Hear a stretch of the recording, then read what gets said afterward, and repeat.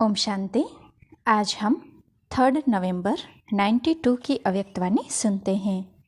आज की वाणी का सार है रूहानी रॉयल्टी संपन्न आत्माओं की निशानियाँ। सदा ब्रह्मा बाप को फॉलो करने वाली रॉयल आत्माओं प्रति अव्यक्त बाप दादा बोले। आज बाप दादा चारों ओर के अपने रूहानी रॉयल फैमिली को देख रहे हैं। सारे कल्प में सबसे रॉयल आप आत्माएं ही हो। वैसे हद के राज्य अधिकारी रॉयल फैमिली बहुत गाए हुए हैं, लेकिन रूहानी रॉयल फैमिली सिर्फ आप ही गाए हुए हो। आप रॉयल फैमिली की आत्माएं आदि काल में भी और अनादि काल में भी और वर्तमान संगम युग में भी रूहानी रॉयल्टी वाले हो।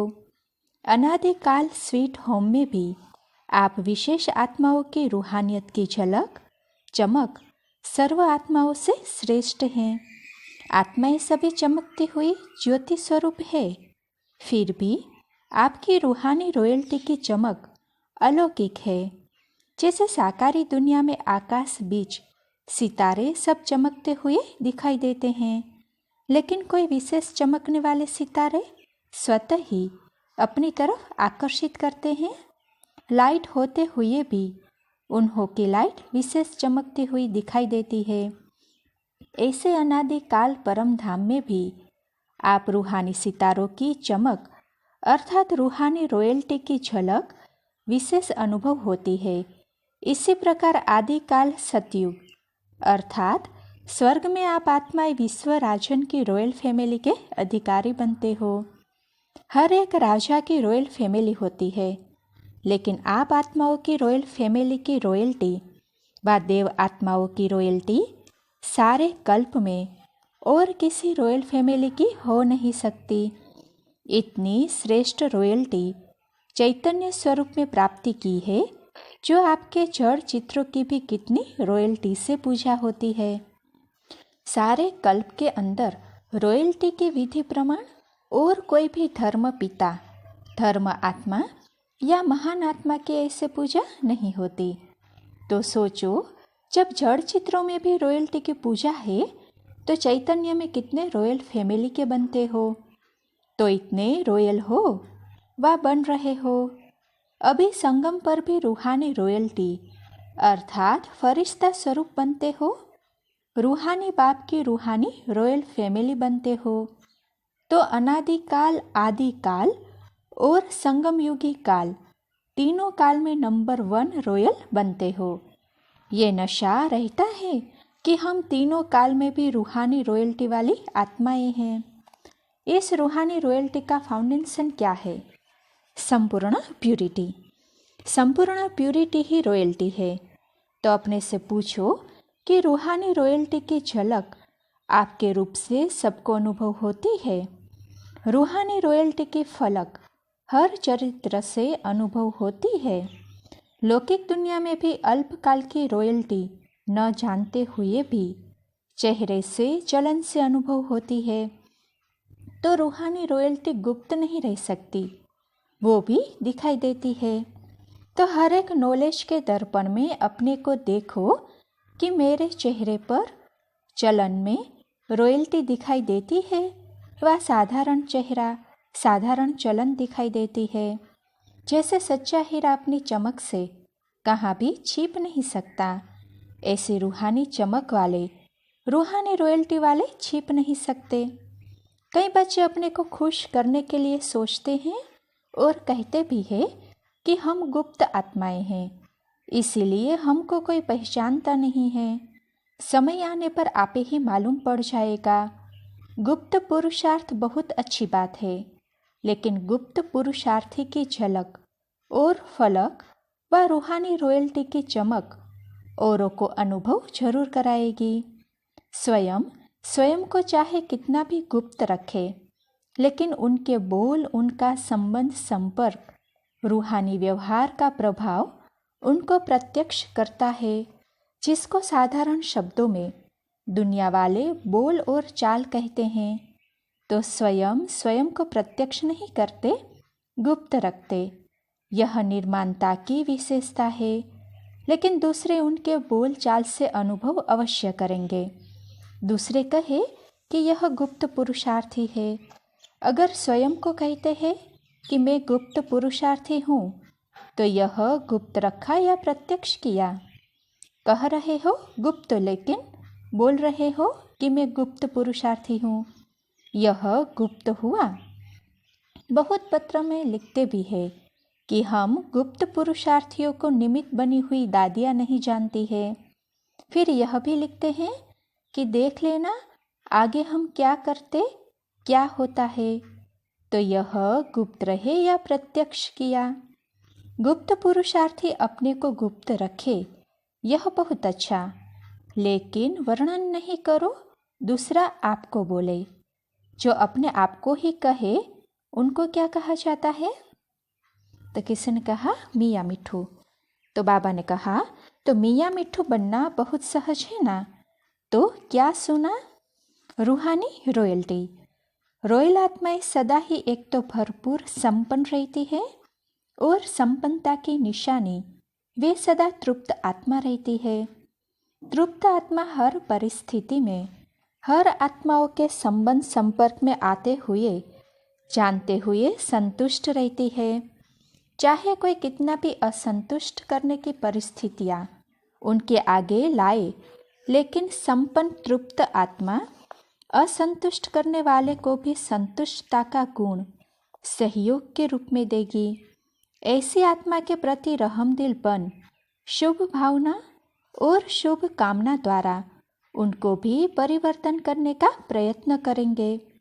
रूहानी रॉयल आत्माओं का यही श्रेष्ठ कर्म है। जैसे स्थूल रॉयल आत्माएं कभी भी छोटी बातों में, छोटी छोटी चीज़ों में अपनी बुद्धि व समय नहीं देती, देखते भी नहीं देखती, सुनते भी नहीं सुनती। ऐसे रूहानी रॉयल आत्मा कभी किसी आत्मा की छोटी छोटी बातों में जो रॉयल नहीं है उनमें अपनी बुद्धि व समय नहीं देगी। दुनिया वाले कहते हैं कि रॉयल्टी अर्थात किसी भी हल्की बात में आंख नहीं डूबती। रूहानी रॉयल आत्माओं के मुख से कभी व्यर्थ व साधारण बोल नहीं निकलेंगे।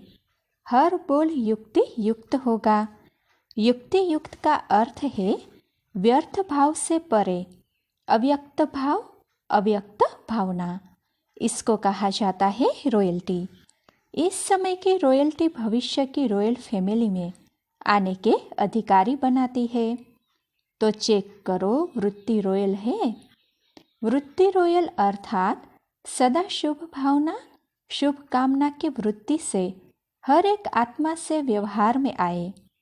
रॉयल दृष्टि अर्थात सदा फरिश्ता रूप से औरों को भी फरिश्ता रूप देखे। कृति अर्थात कर्म में सदा सुख देना, सुख लेना, इस श्रेष्ठ कर्म के प्रमाण संपर्क में आए। ऐसे रॉयल बने हो या बनना है। ब्रह्मा बाप के बोल और चाल, चेहरे और चलन की रॉयल्टी को देखा।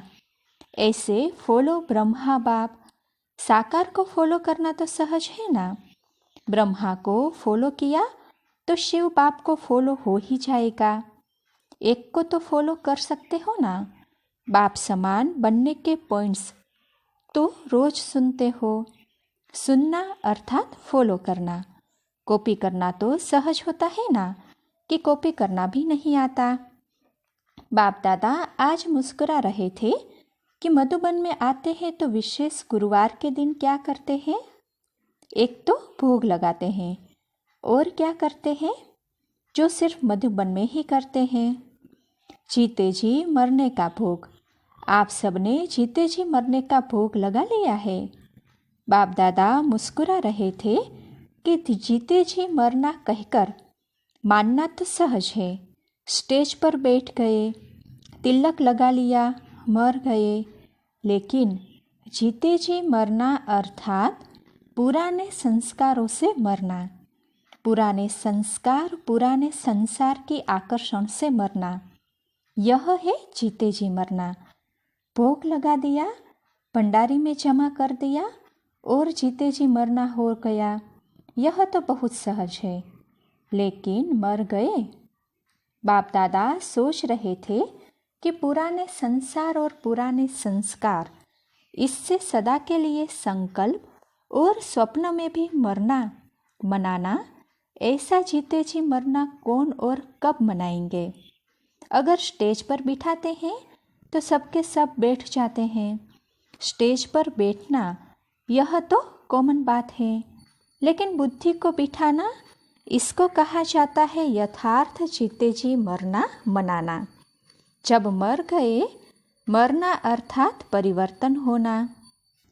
तो ऐसा जीते जी मरना, उसके लिए कितने तैयार होंगे कि सेंटर पर जाकर कहेंगे कि क्या करें, चाहते नहीं थे लेकिन हो गया।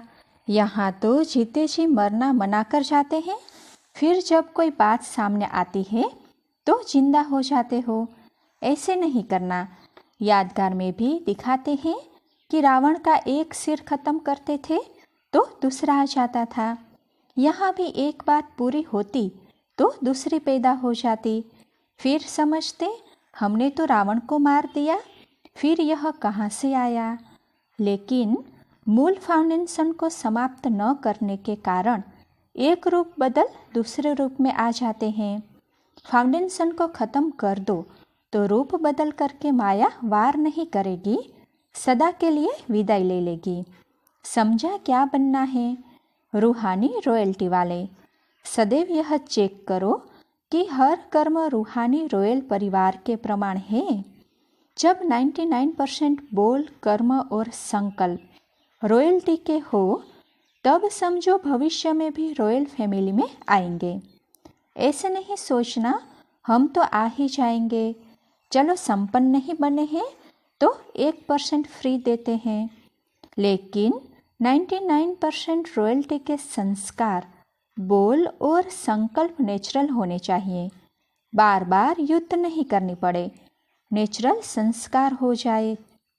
अच्छा, चारों ओर के रूहानी रॉयल्टी वाली रॉयल आत्माओं को, सदा प्यूरिटी द्वारा रॉयल्टी अनुभव कराने वाली आत्माओं को, सदा फरिश्ता रूप के संस्कार को प्रैक्टिकल में लाने वाली आत्माओं को, सदा ब्रह्मा बाप को फॉलो करने वाली आत्माओं को, सदा श्रेष्ठ ब्राह्मण संसार में ब्राह्मण संस्कार अनुभव करने वाली रूहानी रॉयल परिवार को बाप दादा का याद प्यार और नमस्ते। अच्छा, ओम शांति।